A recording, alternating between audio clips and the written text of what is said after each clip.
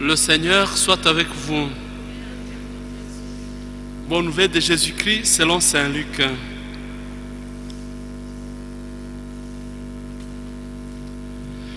Du milieu de la foule, un homme demanda à Jésus: Maître, dis à mon frère de partager avec moi notre héritage.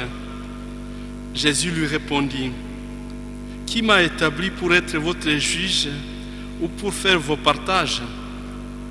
Puis s'adressant à la foule: Gardez-vous bien de tout apprêter au gain, car la vie d'un homme, fût-il dans l'abondance, ne dépend pas de ses richesses. Il leur dit cette parabole. Il y avait un homme riche dont les terres avaient beaucoup rapporté. Il s'est demandé: que vais-je faire? Je ne sais pas où mettre ma récolte. Puis il s'est dit: voici ce que je vais faire. Je vais démolir mes greniers, j'en construirai de plus grands, et j'y entasserai tout mon blé et tout ce que je possède. Alors je me dirai à moi-même: te voilà avec des réserves en abondance pour de nombreuses années. Repose-toi, mange, bois, jouis de l'existence. Mais Dieu lui dit: tu es fou. C'est lui-même, on te redemande ta vie. Est-ce que tu auras mis de côté? Est-ce que tu auras mis de côté? Qui l'aura? Voilà ce qui arrive à celui qui amasse pour lui-même au lieu d'être riche en vie de Dieu. Acclamons la parole de Dieu. À toi, Seigneur Jésus.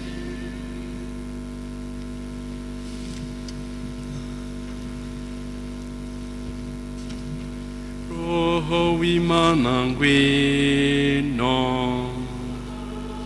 wimanangwino,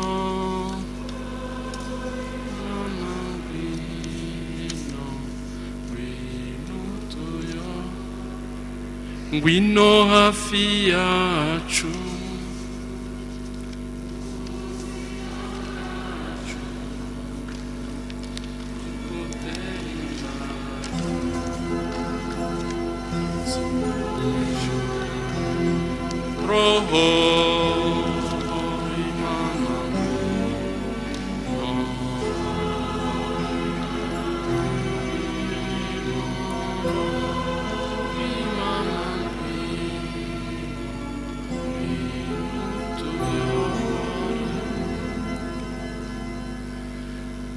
Frères et sœurs bien-aimés de Dieu, bonsoir. Bonsoir. Je ne sais pas si vous vous rappelez la question piège qu'on posait aux enfants. Et quand on était enfant, des fois on nous demandait: est-ce que tu manges pour vivre ou bien tu vis pour manger? C'était difficile pour nous enfants. Et des fois on répondait qu'on mangeait pour vivre ou bien qu'on vit pour manger. Et des fois on réussissait, d'autres fois on n'y arrivait pas. Je pense qu'on peut se poser encore la même question, mais cette fois-ci comme adulte. On peut inverser la question et se demander: est-ce que l'argent pour moi est un outil, un moyen de subsistance, ou bien ou bien je suis serviteur de l'argent? Il y avait aussi une question pareille qu'on nous posait, les maîtres, les enseignants, pour disserter ou bien pour nous apprendre à rédiger. Et le sujet était: l'argent est un beau serviteur mais un mauvais maître. Et on défendait les idées, on montrait comment c'était un mauvais serviteur et on s'expliquait pour dire comment c'était un bon serviteur mais un mauvais maître. Et dans la vie de tout un chacun, nous avons des orientations à prendre, des décisions à prendre. Et notre façon de réfléchir, notre façon d'envisager la vie, notre philosophie en peu de mots. Et souvent, nous rencontrons des gens qui optent pour vivre cette vie présente comme si l'autre n'existait pas. Comme si l'autre n'existait pas. Donc nous avons deux manières d'envisager notre existence. Une qui considère que tout se termine avec la vie présente, et c'est que les viveurs disent le carpe diem, donc mange et bois puisque demain on mourra. Et on se rend compte qu'on ne peut pas terminer, on ne peut pas tout manger, on ne peut pas s'il faut boire ou bien s'il faut jouir, on ne peut pas finir, on ne peut pas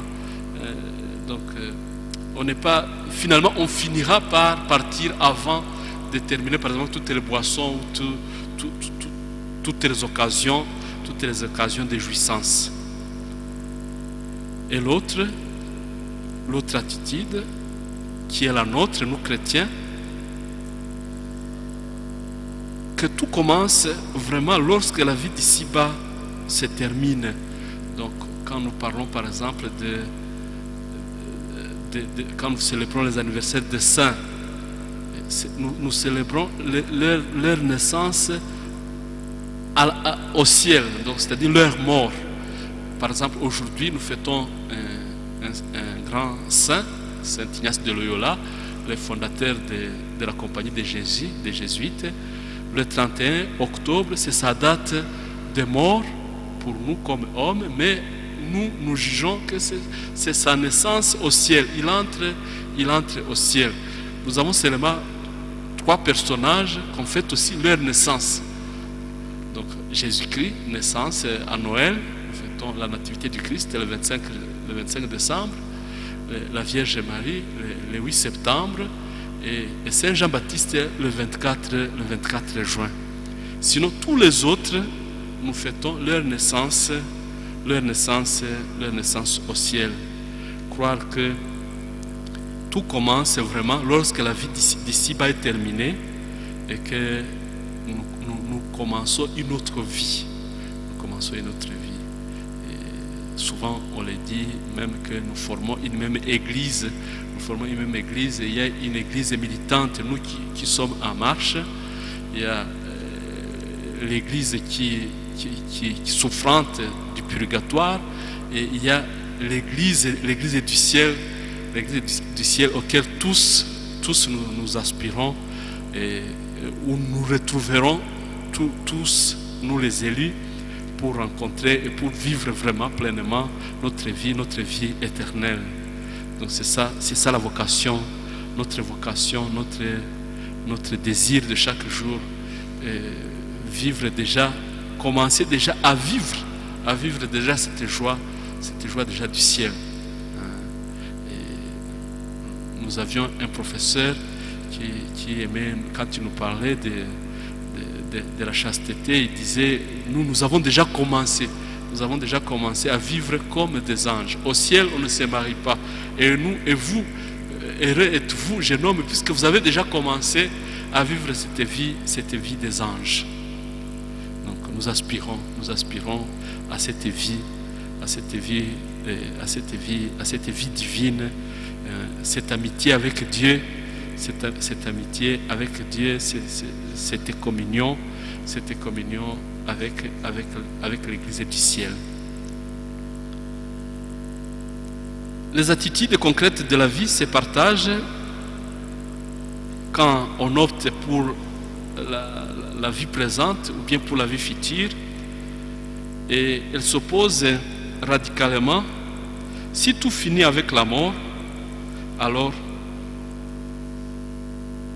on a bien raison d'amasser, de profiter de profiter de la vie, de brûler sa vie, comme, de vivre le carpe diem, comme je vous disais, de manger, de boire, de vivre, même si on se rend compte que c'est pas possible, c'est pas la bonne orientation, la bonne orientation de la vie.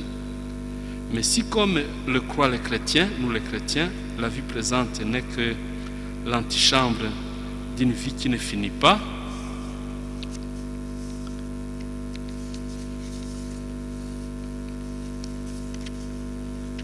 alors il nous faudra chercher autre chose.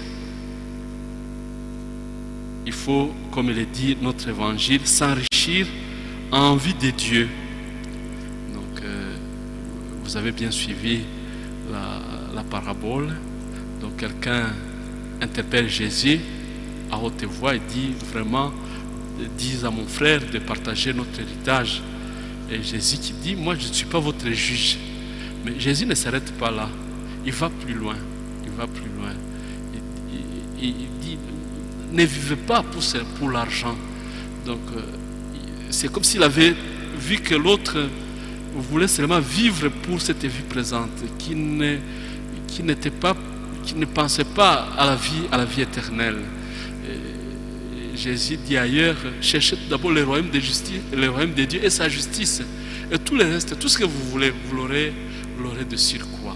Donc cherchez le royaume de Dieu et sa justice et tout le reste. Tout ce que vous voulez, vous l'aurez.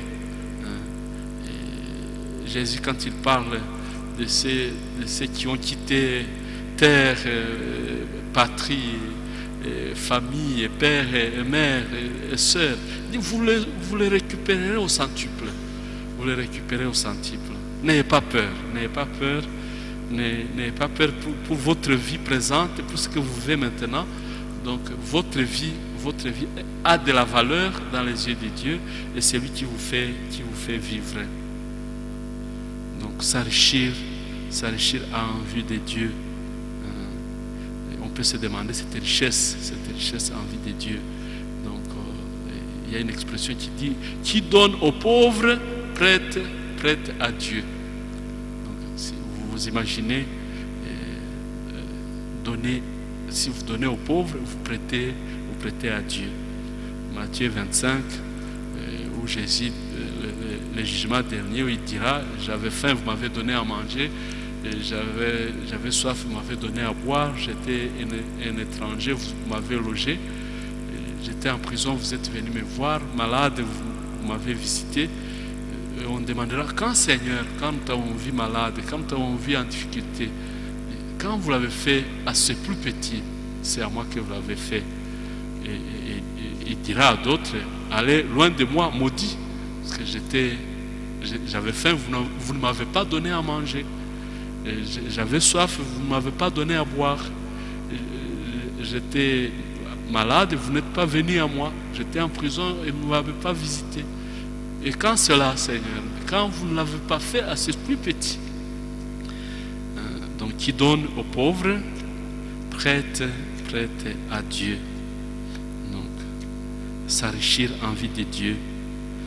Sans aucun doute, il faut avoir un réel détachement des richesses matérielles, les tenir à leur place, celle d'un service qu'elles nous rendent. Nous avons besoin de biens matériels pour vivre et nous rendre service. Nous avons besoin de l'argent, mais argent comme serviteur et non pas argent comme maître. Mais plus encore, il faut prendre conscience qu'il y a dès maintenant d'autres richesses à acquérir. Nous devons travailler aussi pour d'autres richesses, celles qui ne passent pas, celles qui enrichissent notre extérieur et notre intérieur. L'amour, l'espérance, la foi, l'intimité avec Dieu, la paix que Dieu nous donne, la douceur. Toutes ces richesses, nous devons les acquérir avec l'Esprit Saint qui est à l'œuvre, qui nous dispense tous ces dons et qui nous trouve éveillés, qui nous trouve vigilants pour les recevoir. la parole qui dit, voici que je me tiens à la porte et je frappe chez toi, je t'apporte des richesses. Ne les ratez pas, ne les ratez pas. Je me tiens à la porte et je frappe. Si quelqu'un entend ma voix, je viendrai chez lui, je mangerai avec lui. Je lui donnerai toutes les richesses. Vous imaginez quelqu'un qui peut vous apporter un cadeau et vous trouve absent, obligé de retourner avec son cadeau. Donc Dieu qui nous apporte ces cadeaux et qui nous trouve absents, qui nous trouve endormis, qui nous trouve ailleurs, qui nous trouve dans d'autres préoccupations, dans les péchés, dans la débauche, comme on nous a parlé dans la deuxième lecture de l'épître de Saint Paul apôtre aux Colossiens. Tout ce qu'on doit éviter pour ne pas rater l'occasion, la rencontre avec Dieu. Tous ces dons que l'Esprit Saint, que l'Esprit de Dieu dépose dans le cœur de celui qui s'ouvre à son action et qui peu à peu font de lui un ami de Dieu. Un ami de Dieu, voilà notre vocation. Nous sommes appelés à être amis de Dieu. C'est cette richesse qui dépasse tous les biens qu'on peut espérer et qu'on peut imaginer. Prions. Par ta résurrection, Seigneur, tu es vivant au milieu de nous et nous pouvons vivre déjà les réalités de ton royaume. On peut déjà vivre les réalités du ciel. Donne-nous, Seigneur, de ne vivre que pour toi, que pour ce monde qui ne passe pas. De tendre avec toute notre énergie vers les biens célestes. Tu ne veux pas que nous nous arrêtions à l'apparence des choses, mais que nous vivions continuellement en ta présence, comme si nous voyions l'invisible, en anticipant dès maintenant le monde à venir. Fais mourir en nous tout ce qui nous attache au bien périssable, pour que nous soyons libres de nous attacher à toi, le seul, vrai et unique trésor, toi en qui nous ne manquons de rien, toi qui nous combles et nous rassasies par ta présence et ton amour. Amen.